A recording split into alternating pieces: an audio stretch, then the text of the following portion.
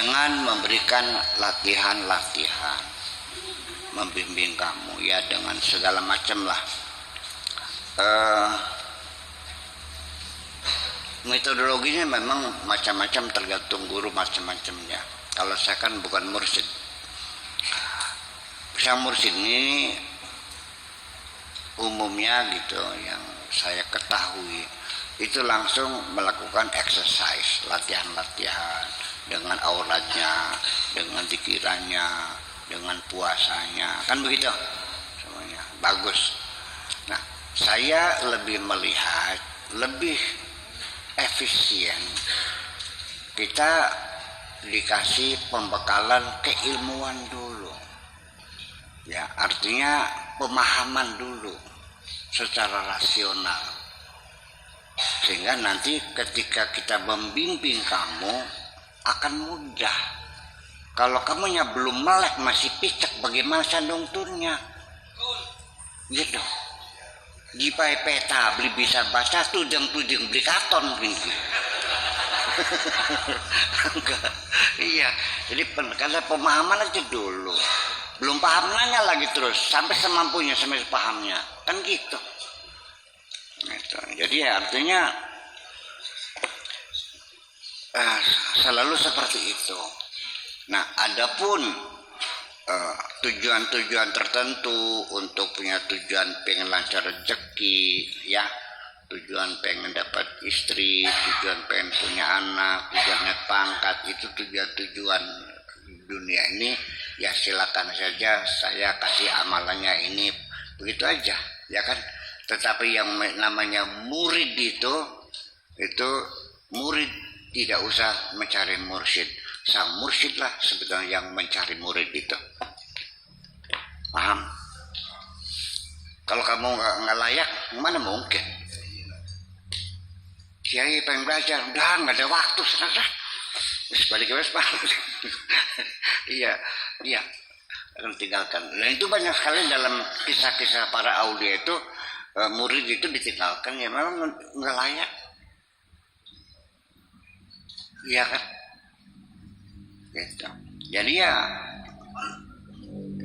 Syekh Abdul Qadir Jailani ini kan mencari, ada salah satu formasi dalam perwalian abdalnya itu ada satu orang yang kurang satu dalam formasi birokrasi perwalian itu. Dia mencari di kalangan para ulama nggak ada, nemunya ada seorang anak muda, agamanya Kristiani. Dia yang dibina kok. Iya, karena ininya benar gitu, ininya, iya. Pernah kan dengar situ kan? Pernah dengar nggak? Iya gitu. Dia mencari kok. Iya. Jadi artinya sebelum Anda dibimbing oleh seorang mursyid, ya cobalah pemahaman aja dulu yang benar, kan gitu. Mungkin proses internal dalam diri kamu sendiri mencari kebenaran, nanti juga suatu ketika Allah hendak memperkenalkan dirimu, ya Allah juga akan memberikan kesempatan kamu kenal dengan orang yang sudah kenal dengan Allah kok. Ya secara kebetulan, ya mana saya terserah. Itu maksudnya. Itu. Ya dulu nakalal haqqi azza wa jalla. Al-qawlu awalan wal amalu tsaniyan. Pertama dikatakan, dan kedua amal sanian, dan kedua dilaksanakan. Saya ingin mengatakan mungkin lebih mendetail dari sini. Sebelum dikatakan, itu konsep sudah terbangun dulu dalam wilayah imajinasi kita. Sebelum kita berkata, kalimat itu sudah tersusun dalam imajinasi kita. Bangunan ini sebelum terjadi itu sudah terjadi dalam imajinasi saya. Betul nggak? Hotel Indonesia sebelum kita lihat itu dicipta dulu dalam imajinasi arsiteknya. Ya kan?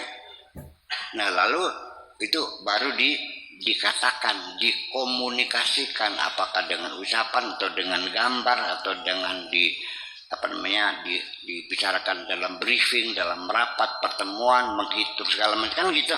menghitung biayanya dan sebagainya. Nah, baru setelah itu ketiganya baru dilakukan.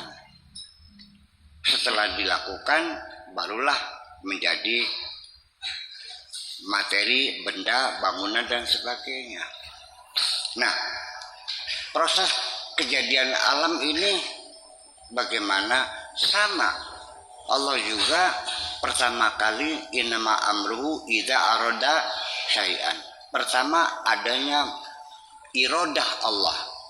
Muncul dalam iradah Allah ingin mencipta ar-Rahmat. Nah, setelah mencipta ar-Rahmat lalu diucapkan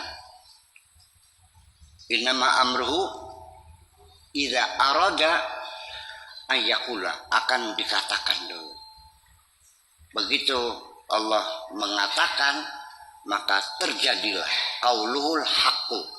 Allah kalau berbicara, berkata hak, terjadi, terwujud.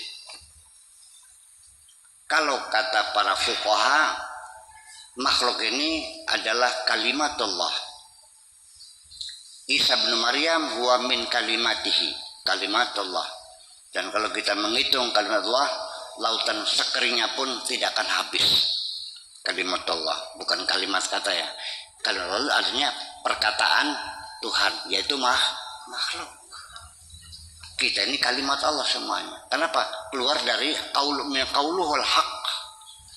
Nah, sesuatu terjadi itu dengan ungkapan kun.